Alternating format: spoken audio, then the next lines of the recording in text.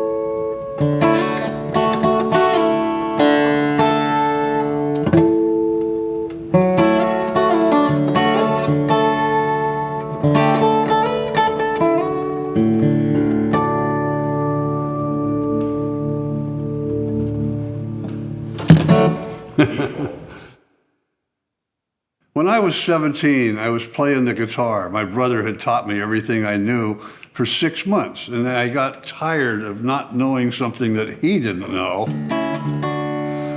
And somebody said, let's go see a group called the Dillards. I said, what's a Dillard? They said, well, they're a group. And I ended up at this club in Orange County, California in 1963. And I'll never forget the announcer saying, and now, please make welcome from Salem, Missouri, the Dillards. And they took that stage, and Doug Dillard ripped the banjo and ripped on it. He was incredible.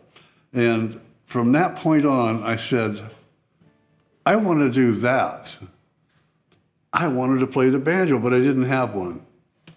And Rodney said, do you have a guitar? I said, yeah. I met Rodney Dillard after the second night. I didn't have nerve the first night, but I had to go back and see him.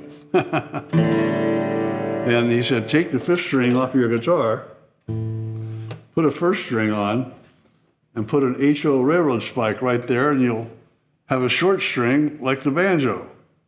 And then I had to go back the next night and find out how to tune it, because I did it, but I didn't have the banjo. It sucks. But anyway, that's how it started.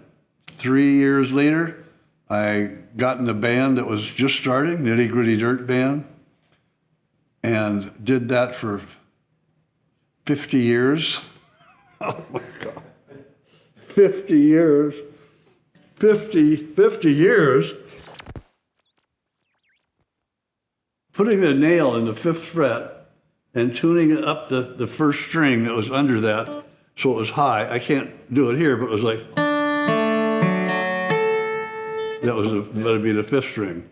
And it gave you the kind of, it impersonated a banjo, but it didn't quite sound like one. So 6 months later is when I got my banjo. Thank you, Dad. And he told me a year later, this music thing, I think you're going down the wrong road.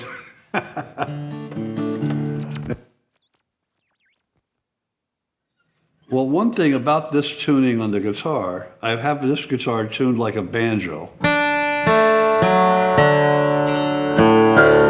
Those are extra. This D, A, F sharp, D, A, D. And that's really handy because you don't have to be able to know how to play. You can just play with one finger.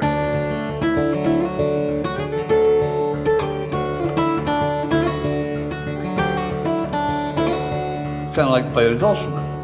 Now you got to do something down here.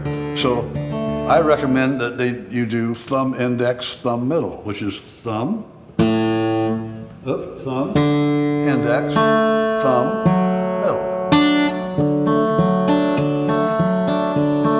Change the rhythm. Change the string.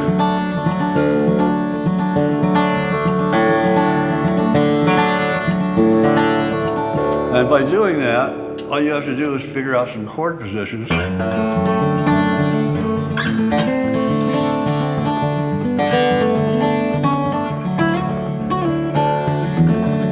all I'm doing.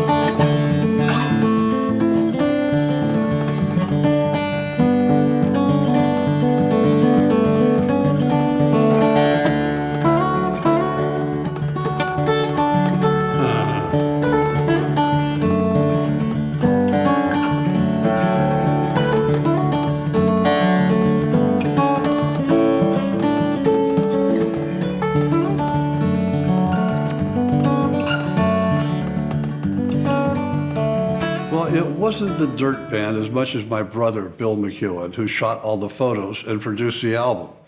I got Earl and Doc. He got Merle Travis. Earl got Maybelle Carter. Louise, his wife, got Jimmy Martin. And Earl got Vassar and the bass player. I asked Earl Scruggs if he'd record, and he said, I'd be proud to. A week later, I asked Doc Watson. He said, I'll be there if Earl's going to be. Then my brother got Merle Travis, and he arranged the recording sessions, and we had a whole troupe in the studio. Roy Acuff, Merle Travis, Doc Watson, Maybelle Carter, Vassar Clements, Norman Blake.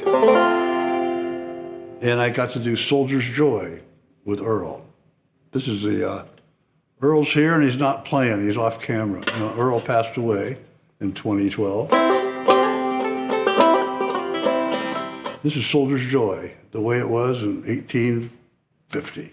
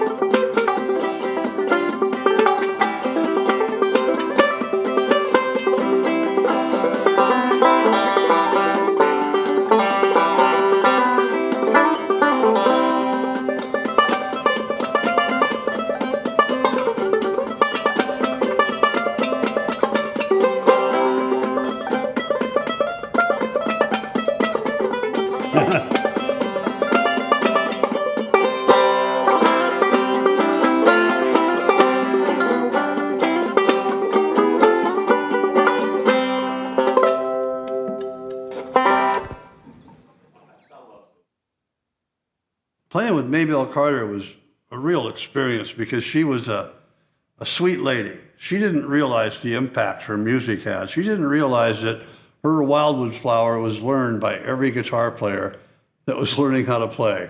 Practically everyone learned Wildwood Flower. And that her, well, The Circle Being Broken, Keep on the Sunny Side, were pretty much staples of country music. I asked her, Maybelle, what do you do when you have trouble with that microphone? And when you're playing the auto harp, sometimes the microphone won't pick it up. Well, if I'm having trouble getting picked up by the mic, I just do what I tell the girls to do. Smile real loud.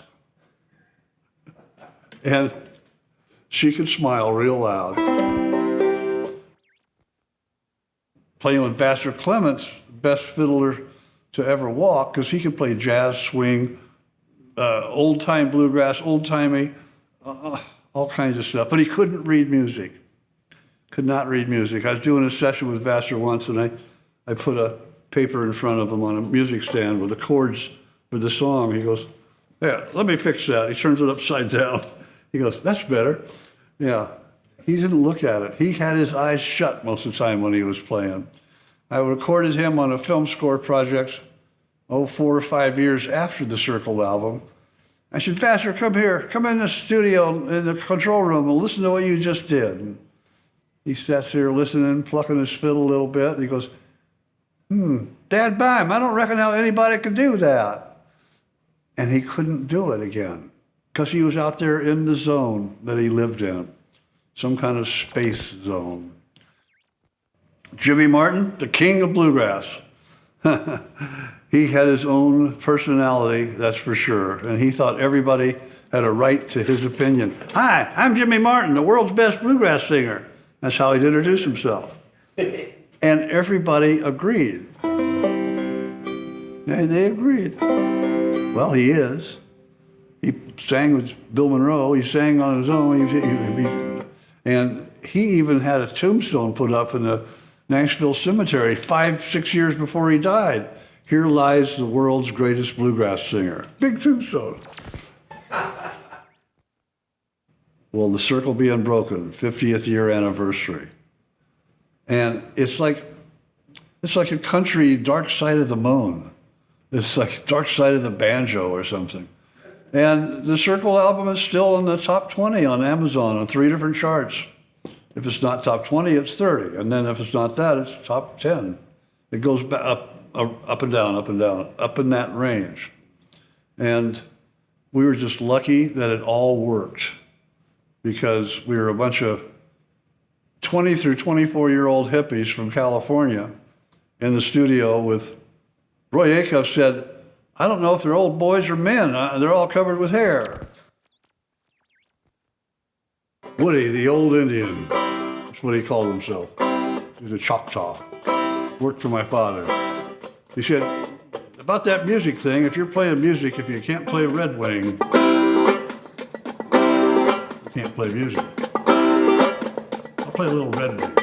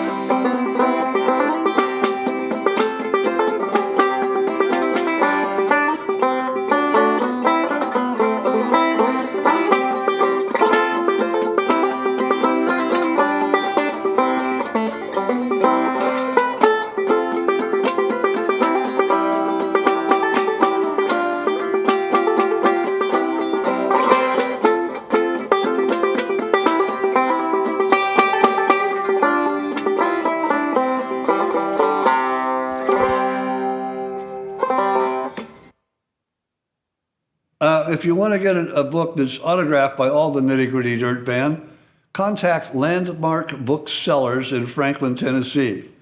They have the prices, and they have 4 different versions you can get. And if you just want the book, you can get it from Landmark. Or if you just want the book, you can get it from Amazon.